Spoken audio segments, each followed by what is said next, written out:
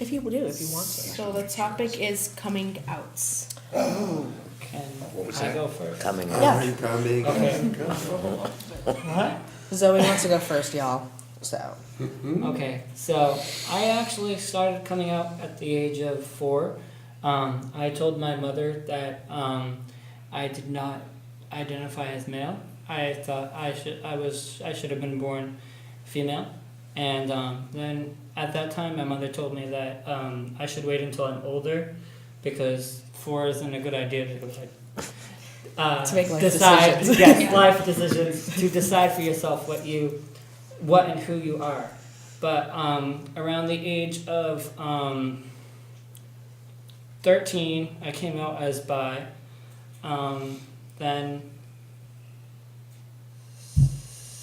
16, 17, somewhere around there, sophomore, junior year, I met, I got into NB Agley. Went to couple of the first meetings, and I've been there ever since. And I'm one of the, as people say, OG kids, which means original. If nobody doesn't know what that is. There was an OG before you all OG. Just so you know. Yeah, There was. I saw. I saw. There was 3 of us, okay? It still counted. But and I met some amazing peer leaders, and I thank those peer leaders very much if they are watching and if they watch after, because they helped me a lot coming out of helping me become who I am and who I was supposed to be. And I came out as trans that year, and then I came out as gender nonconforming, non-binary, trans feminine 2-3 years ago. And that's because it's just easier for me to not be with the gender norms. I don't like the gender normativity, and basically just I want to be myself, and I don't want to be labeled to an extent. I want to have some sort of label, but doesn't everybody. And I came out as pansexual around the same time as I came out as trans, so 17. I personally, Sorry. the first letter of the alphabet I came out as, came out to my mom as bi. I was still questioning. I knew at a young age that I was in the wrong body. I just didn't know quite the word for it until I was in my teens, where I was like, there's actually a community and there's a word and this is how I feel. So I came out as trans last year or 2 years ago. And that was a bit of a struggle. And then I found NB Agley, and I still attend NB Agley. And where I felt safe, and I said who I was, and that was it. And yeah. To the end of the table. Don't all rush at once. Well, You go for it.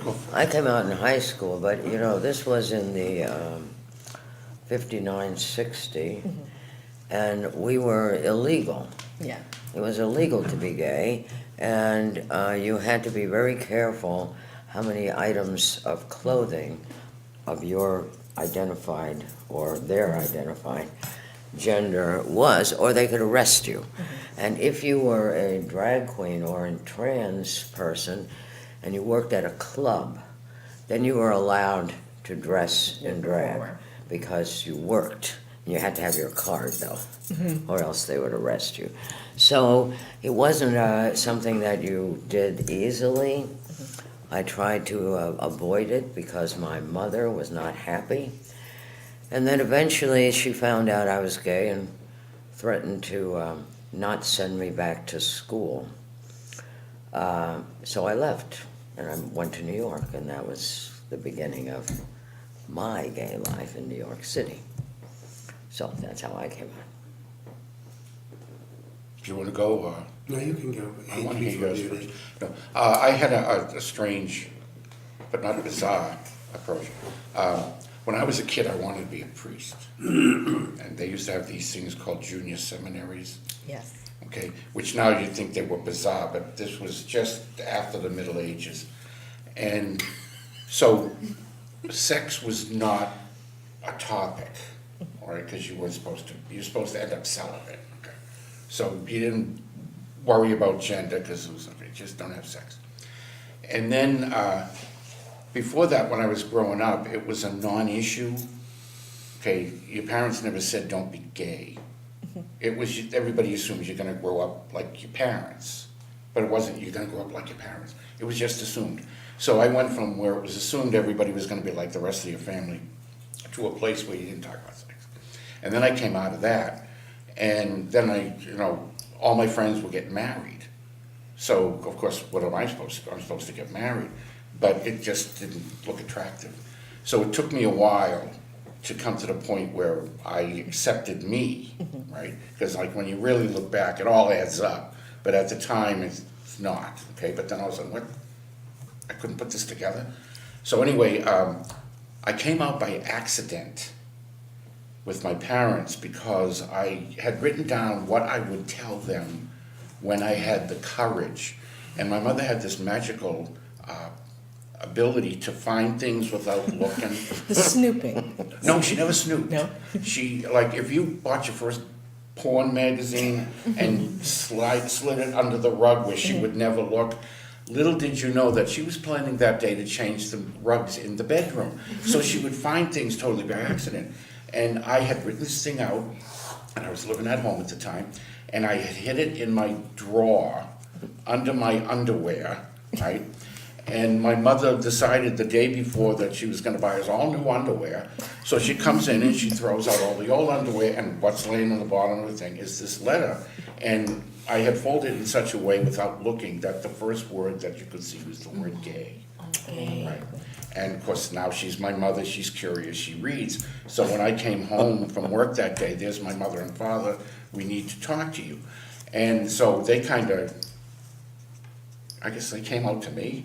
They told me I was gay. And my mother's thing was she kind of always knew it, it's just she was waiting for me to figure it out. But then my father went through I don't know if any of you went through this, but, he was of the generation, it's not his fault. His sperm and manly. And so my mother was afraid that she was the one who made me gay, old people. So they went to therapy, which was wonderful, to find out who it was. And they didn't know that the therapist was a lesbian, and I didn't. And they had me show up one time at a session because it took me into my 20s to accept me, and all of a sudden I expected them to accept me the minute I told them. Well, I had advantage of time, and they had to get it like that. So they went through that, so I had to go, my father had to say all the things that he was against gay, until he found out that he never asked me. He condemned me for all the things I did, and then the therapist asked, well, did he tell you he does those things? And his thing was, well, all gay people do that. And it was like, no. So they pulled back a little bit. So it ended up all happy, That's not right? But I was kind of a late bloomer, but I wasn't ready to come out when I was outed by my mother. Your turn now. It's really a cute fairy tale. It is a cute little fairy tale. I'm a fairy and I have tails. Really lovely. No, it really happened. It's all in my I know, diary. it's great. It's in the book. Why are you looking at me? It's your turn. Your Your turn. Oh, it's my turn. Yeah, when did you come out? Unfortunately, I always knew I was gay, but I didn't come out until I was 39, like I said last year. I came from an Italian-Irish family. My father was an Irish cop, very strict, chief of police in the town that I grew up in. I was the youngest. I found out later on in life that I had my oldest brother and my oldest sister were gay and lesbian. But I found that out a little bit later, not growing up, they weren't around. I also was an educator, and in those days you had to, if you wanted to climb the educational ladder, you had to be married.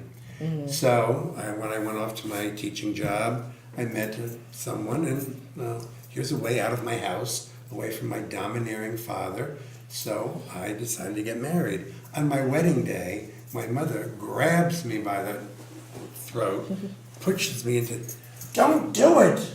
Leave now. So, I said, well, there's a lot of money. She said, money means nothing. Get out while you can. Needless to say, we walked down the aisle. And 15 years later, we were divorced. But as an aside note, growing up at the age of 5, I grew up in Asbury Park, New Jersey. At the age of 5, I met my husband, who was 7. We built sandcastles on the beach for many summers. And it gets even better. And This mine's is a so fairy tale. cute. We were friends and playmates for many years. We worked together on the boardwalk. I sold French fries and ice cream, and he ran the wheel, 10 cents, 10 cents, want a pack of cigarettes. Anyway, and then, as I've often said, if he had kissed me and I didn't kiss Betty Ann, I would have come out sooner.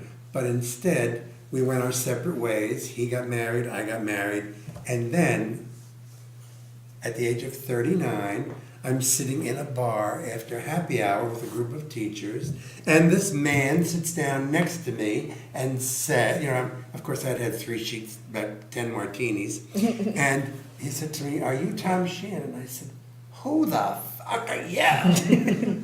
And he said, "I'm Marvin Shell. We grew up together." And we have not been apart since. That is the most It's almost precious. like beaches. And we're going to be together 32 years this April. This needs to be like a romance novel. It's a fairy tale. Yes. And we were married here in Massachusetts Oh. 7 years ago. So